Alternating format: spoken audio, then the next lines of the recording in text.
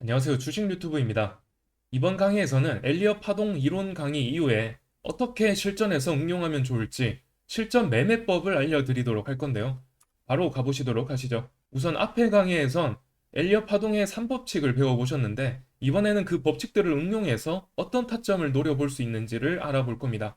앞의 강의에서 3파가 가장 강하다고 말씀드렸죠. 그래서 우리는 이런 1파를 인식한 후에 상승 2파를 노려보는 방법과 이런 상승 2파가 나온 후에 상승 3파를 노리는 방법을 생각해 볼 수가 있을 것 같습니다. 우선 상승 2파를 노리는 방법으로는 제가 피보나치 눌림 매매에서도 말씀드렸지만 2파의 시작 부분을 예측하며 분할 매수를 하는 방법을 말씀드렸습니다. 보통은 상승 1파의 고점을 618로 맞춰놓고 가격 눌림을 관찰하기 시작합니다. 관심 종목에 담아두고 말이죠. 그랬을 때 처음 50선에 닿았을 때 1차 매수를, 그 다음 382선에 닿았을 때 2차 매수를 합니다. 그러면 평단가는 이쯤에서 형성이 되겠죠. 그리고 제가 중요하다고 말씀드렸던 심리적 마지노선인 236까지의 움직임을 보시고 이 라인을 이탈한다면 손절을 해야 한다고 말씀드렸죠. 그런데 지금까지 본 방법은 상당히 공격적인 방법이고요. 왜 공격적이냐면 크게 먹으려고 하는 것이기 때문이죠. 그럼 보수적인 방법은 어떨까요? 일단은 첫 상승 1파 고점을 1.0에 맞추시고 그 다음 618까지 눌리거나 50까지 눌린 다음 이렇게 양봉이 나오는 걸 확인합니다. 만약 50 이상 가격 눌림이 나온다? 그럼 제가 피보나치 강의에서도 말씀드렸듯이 추세가 많이 약해진 거라고 말씀드렸죠. 그래서 그 이상 빠진다면 그러면 과감히 다른 종목으로 넘어가는 게 좋습니다. 그렇지 않고 이제 618 라인 부근에서 양봉을 확인하고 진입한 다음 행여나 618 라인을 이탈 하향한다 싶으면 손절하는 거고요. 50 라인까지 다시 봅니다. 50 라인에서도 이렇게 마찬가지 방법으로 양봉을 확인하며 진입했다가 계속 오르면 놔두시고 50 라인을 이탈 하향한다 싶으면 손절을 하는 겁니다. 그래서 계속 놔두면서 상승 2파동을 계속해서 지켜보는 겁니다. 고점이 나올 때까지요. 자, 그러면 이 방법대로 한번 실전에 응용을 해봐야겠죠. 차트를 보면서 한번 설명을 드려보도록 하겠습니다. 지금 보시는 종목은 헥토 파이낸셜이라는 종목이 되겠습니다. 헥토 파이낸셜이라는 종목은 지금 보시다시피 1파, 2파가 진행 중인 종목이 되겠습니다. 그런데 우리가 알려고 하는 파동은 이 상승 부분을 먹기 위해서 1파의 눌린 부분에서 어디에 들어가야 되느냐를 보려고 하는 거기 때문에 그러니까 이제 좀 확대를 해가지고 1파의 가격 눌림 부분부터 좀 보도록 해야겠습니다. 그래서 이 확대를 좀 해서 보게 되면 지금 여기가 저점이고 여기가 고점이죠. 이 부분에 3점 피보나치를 그려보도록 하겠습니다. 3점 피보나치 부분을 잘 모르시면은 제 1강, 2강, 3강을 보시면은 3점 피보나치 배열에 대해서 강의를 했으니까 그 부분을 보시고 이 부분을 보셔야 좀 더 이해가 잘 되실 거라고 생각하니까 그 부분을 보고 오시면 좋겠습니다. 그래서 지금 우선적으로 공격적인 매매법으로 한번 볼 건데요. 공격적인 매매법 세 번째 점을 움직여서 고점 라인을 618선에 맞춥니다. 이렇게 맞췄습니다. 그런 다음에 가격이 눌릴 때 50 라인에 터치했을 때 1차 매수, 382선에 터치했을 때 2차 매수죠. 그렇게 해서 평균가가 여기에 형성이 되잖아요. 그래서 다음 날에 50 라인, 382 라인 전부 다 터치를 하면서 1차, 2차 매수가 완료가 됐을 겁니다. 그런데 그 날짜에 236 라인까지 가까이 가기는 했으나 거의 터치할 뻔했으나 다시 올라가면서 양봉으로 마감을 했죠. 다행히도 이렇게 끝났기 때문에 하루 더 볼 수가 있을 것 같습니다. 자, 하루 더 보게 되면 어떻게 되느냐? 하루 더 보도록 하겠습니다. 다음날 캔들이 음봉으로 이렇게 개파락으로 시작을 했습니다. 자, 내 평단가가 여기에 있는데 지금 16,100원인데 개파락으로 시작을 했습니다. 개파락이라는 것은 매도세가 상당히 시가 부분부터 강하다, 강하게 반영됐다라고 볼 수가 있기 때문에 시가가 이렇게 개파락으로 시작하면 반드시 익절을 하고 나오는 게 더 유리합니다. 매도 심리가 강해서 약세를 시작한다라고 볼 수가 있기 때문에 계속해서 더 눌릴 가능성이 크기 때문에 갭하락으로 시작했다라고 했을 때 그러면은 분명히 이 시가 부분에서 탈출하는 게 더 이롭다. 그런데 이 시가 부분에서 시작했다가 이렇게 위에 좀 상승했죠. 이렇게 상승하면서 윗꼬리를 만들다 보니까 사람들이 못 팔게 되는 그런 것도 있습니다. 그러면은 이 윗꼬리까지 봤다고 했을 때 그러면 적어도 이 전날의 종가 부분을 이탈 하향한다고 했을 때라도 팔아야 된다. 그런 점에서 어제 종가 정도는 지켜줘야 된다라고 봤을 때 종가 부근에서는 적어도 익절을 하셔야 되고 2차적으로는 그렇고, 그런데 그것마저도 못했다. 그러면 마지막으로 지금 내 평단가를 돌파 하향할 때 요때라도 팔아야 된다라는 말씀을 드리는 겁니다. 이렇게 주식이라는 것은 대응의 영역이라서 이런 식으로 기계적으로 대응하시면 좋을 겁니다. 그런데 내 평단가가 이탈 하향하는데도 손절을 못했다라고 했을 때 제가 마지막 마지노선이 몇이라고 했죠? 236이라고 했죠. 이 236선을 돌파 향할 때는 손절을 하셔야 된다라고 말씀을 드렸죠. 만약에 이 손절 라인을 지키지 못했다. 종가가 지금 이 손절 라인 위에서 마감이 됐다라고 했을 때 그래서 내일 하루 더 봐야겠다라고 생각을 하셨다면 그러니까 늦게 대응을 한 거죠. 내가 뭐 회사를 다니면서 계속 볼 시간이 없으니까 이 아래 꼬리 달릴 때 보지를 못했다라고 하면은 그러면 이제 내일까지 들고 가야 되는 거죠. 그랬을 때 다음날 보게 되면 갭 상승으로 시작했기 때문에 그러면은 이제 장이 시작했을 때는 좀 상승 매수 심리가 좀 강했기 때문에 이 윗꼬리는 아무래도 장 시작하고 나서 만들었을 겁니다. 그럴 가능성이 높고 이 윗꼬리가 지금 고가 라인까지 갔다가 가격 반납이 이루어졌고 그래서 음전이 됐죠. 그렇다면 한 번 더 기회를 준 거죠, 나한테. 근데 평단가는 여기 있기 때문에 한 번 더 이틀 전에 종가 라인이나 하루 전에 종가 라인에서 익절을 할 수 있는 기회도 줬고 내 평단가 근처에서 익절할 기회도 주었고요. 그리고 내 평단가 아래에서 약손절할 기회도 줬습니다. 그것마저 지키지 못하다 보니까 음봉으로 전환되면서 약세로 전환된 모습을 보여주고 있죠. 약세로 전환되니까 이제는 236 아래에서 종가가 맺어졌죠. 이거는 매우 안 좋은 신호다라고 이해하시면 됩니다. 그러면은 내일 높은 확률로 음봉 캔들이 한 번 더 나올 수 있다라고 보시면 되는데 한번 보도록 할게요. 다음날 어떻게 됐는지.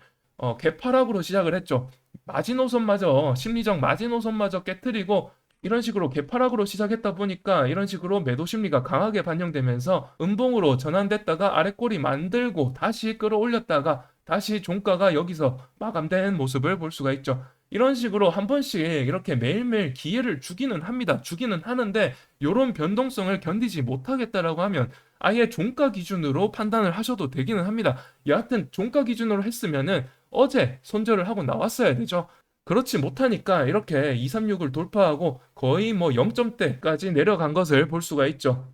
그래서 이렇게 주식이라는 것은 대응이 늦게 되면은 위험해지기 때문에 그래서 공격적인 방법은 이렇게 어디까지 빠질지 모르니까 그걸 알 수가 없으니까 이런 식으로 손절폭이 더 커지는 방향으로 흘러갈 수가 있다라는 점에서 매우 위험하기 때문에 공격적인 방법이라고 말씀을 드리는 거고요. 그러면은 공격적인 방법으로 봤을 때는 이런 위험이 있다라는 것을 어느 정도 아셨을 것 같고 그렇다면은 보수적인 방법은 어떤 방향으로 흘러가는지 한번 봐보도록 하겠습니다.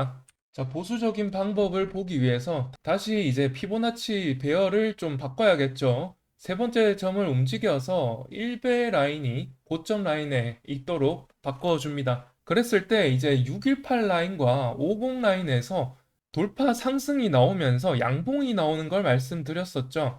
그런 점에서 봤을 때 지금 음봉이 계속되고 있으니까 며칠 지켜봐야 될 겁니다. 이런 식으로 며칠 지켜보면서 관심 종목에 두셨다가 눌림 상황을 계속해서 지켜보셔야겠죠. 그랬을 때 지금 이 날짜에 이렇게 올라갔다가 뭐 내려갔다가 왔다 갔다 하면서 결국에는 이때 매수 타점이 한번 나오죠. 이때 매수를 했다고 가정을 해보는 거죠, 그러면은 이 고점 대비해서 보수적인 관점에서 매수하는 방법은 요렇게 내려갈 때, 요렇게 내려가면서 계속 이제 음봉이 나오고 있고, 요때는 618 라인을 돌파 상승하는 게 아니고, 거의 아래 꼬리 끝부분에 닿았기 때문에 요때는 매수 타이밍이 아니죠. 계속해서 흘러가면서 음봉을 보일 때는 보지 않고 50 라인 근처에서 양봉이 이렇게 나오는 이 시점을 기다리라는 말씀이죠. 그래서 50 라인에서 이렇게 상승 돌파가 나올 때 50 라인이 매수 타점이 된다라고 보시면 될 것 같습니다. 그래서 이 보수적인 관점에서는 1차 매수, 2차 매수가 아니라 큰 거 한 방이 들어가셔야 된다. 큰 거 한 방이 들어가고 나서 기다려 보시면 됩니다. 왜냐하면 50 라인을 상승 돌파했는데 다시 반납하고 돌아가려고 한다. 그러면 바로 손절이기 때문에 손절 라인이 매우 박하게 있다라는 점에서 이런 경우 이렇게 보수적인 관점에서 접근할 때는 여기에서 큰 금액이 들어가야 됩니다.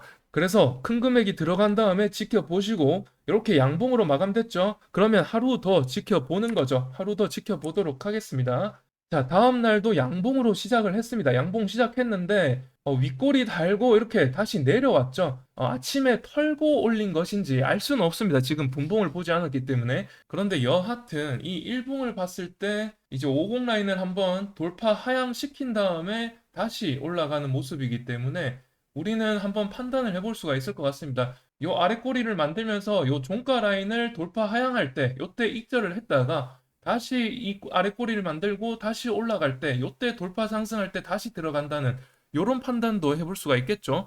그런데 이제 이런 거는 장을 계속 보고 있는 사람은 대응이 되는데 만약에 장을 계속 보지 못하는 사람들은 결국에는 종가 플레이를 할 수밖에 없습니다. 그러면은 이제 종가 기준으로 한다고 했을 때 종가가 여기서 마감이 됐기 때문에 이 양봉이 만들어졌죠. 그래서 하루 더 볼 수가 있는 거죠. 그러면은 하루 더 기다려 보게 되면은 이런 식으로 종가 기준으로 했을 때 하루 더 기다렸더니 갭상승으로 강한 매수세가 들어오면서 시작하는 모습을 보여주고요. 그렇다면은 이 시가 돌파 하향만 하지 않는다면 고점 돌파하는 움직임이 나왔기 때문에 장대 양봉이 나올 가능성이 매우 크고요. 그런 점에서 오늘도 종가까지 지켜보자라는 플레이가 가능하다라고 볼 수가 있을 것 같고요. 그런데 이렇게 올라갔다가 만약에 이 고점 라인을 돌파 하향한다면 그때는 이제 익절을 해야겠죠. 그러면은 이제 50 라인에서부터 이만큼 수익을 먹게 되는 것이고요. 그러고 이제 대부분의 사람들이 종가 플레이를 하니까 종가 부분이 여기서 마감이 됐기 때문에 그 다음 날의 움직임을 보자라고 했을 때 다음 날에 이런 이제 갭 하락으로 시작하는 움직임이 나왔죠. 갭 하락으로 시작했을 때 이렇게 음봉으로 가느냐 양봉으로 가느냐에 따라서 장 시작 부분에 이렇게 음봉으로 시작했다라고 하면은 요때 바로 익절을 하셔야겠죠. 근데 이제 장 시작 부분에서 이 시가 부분에서 왔다 갔다 하다가 결국에는 양봉으로 간다. 윗꼬리를 이렇게 달고 이렇게 내려왔다라고 하면은 그러면은 이런 이제 피보나치의 어떤 기준을 삼아 가지고 여기 윗꼬리부터 내려오면서 여기 피보나치 선을 하나씩 터치를 할 거 아닙니까? 그럴 때마다 1차 매도, 2차 매도, 전량 매도 이런 식으로 플레이할 수도 있는 거고요. 여하튼 이 전체 봉 크기에서 50% 이상 빠지면은 약세 전환으로 볼 수도 있고 그리고 이 고점 라인에서 이런 도지 캔들이 나온다는 것도 상당히 좋지 않은 신호이기 때문에 그런 점에서 최소한 이 시가 라인 위에서 다 정리를 하셔야 된다는 말씀입니다. 그런데 이제 종가 플레이만 할 수 있는 분들은 지금 전날 종가보다도 밑에서 형성이 되었기 때문에 종가가 오늘의 종가가 그렇다면은 종가에서 다 파셔야 된다라는 말씀을 드리는 겁니다. 그렇지 못하고 도지 캔들을 맞았는데도 고점에서 도지 캔들 맞았는데도 팔지 못했다라고 하면은 결국에는 이렇게 하락세를 맞는다라는 말씀을 드리는 거죠. 그래서 이 강의의 결론적인 말씀을 드리자면 공격적인 매매법을 사용했을 때 이점이 뭐냐면은 이렇게 눌림이 별로 나오지 않고 바로 반등이 나오는 거거든요. 그러면은 사실상 훨씬 상승 추세가 강하게 나타나고 있는 것이기 때문에 이 파동이 이렇게 눌림 매매보다 훨씬 강하게 나타날 가능성도 있습니다. 그런 점에서 이 공격적인 눌림 매매법으로 만약에 성공했을 때는 수익률이 훨씬 더 높을 가능성이 높습니다. 그런데 손절 라인이 좀 길다 보니까 손절을 크게 맞아야 된다라는 부분까지 좀 감안을 해야 된다는 거죠. 그래서 보수적인 방법으로 상승 돌파를 확인하고 그때 진입하는 걸로 했을 때는 요쯤에서 돌파가 나왔었죠. 50 라인이. 요쯤에서 돌파가 나온 걸 확인하고 들어갔을 때는 한 번에 이런 개미 털기가 있었지만 종가 기준으로 플레이했을 때 요만큼 적어도 최소한 요만큼은 먹을 수 있었다라고 볼 수가 있죠. 그리고 길게는 여기서 피보나치 배열을 맞으면서 내려올 때 하나씩 1차 매도, 2차 매도, 3차 매도를 하면서 내려올 수가 있다. 라는 점에서 보수적인 관점은 손절 라인이 굉장히 박하게 있어서 손절을 크게 보지 않을 가능성이 있고 이 상승 확인하고 들어가는 보수적인 방법이 승률이 더 높고 안정적인 수익률을 가져갈 수가 있다라고 볼 수가 있겠습니다. 말씀드렸다시피 공격적인 방법이 훨씬 수익률이 클 수가 있습니다. 이 모니터를 뚫고 올라가는 상승률이 나올 수가 있습니다. 그런 점에서 오답률만 낮다면 이 공격적인 방법이 훨씬 수익금이 높다라는 말씀으로 정리를 해볼 수가 있을 것 같습니다. 자, 그래서 이렇게 이제 상승 2파 매매법을 공부해 봤는데 벌써 시간이 너무 많이 흐른 것 같아서요. 일단 여기서 한번 끊고 다음 강의에서 상승 3파 매매법 강의를 이어가 보려고 합니다. 그러면 남은 엘리엇 파동 3강도 기대해 주시고 다음 강의에서 뵙도록 하겠습니다. 수고하셨고 시청해 주셔서 감사드립니다.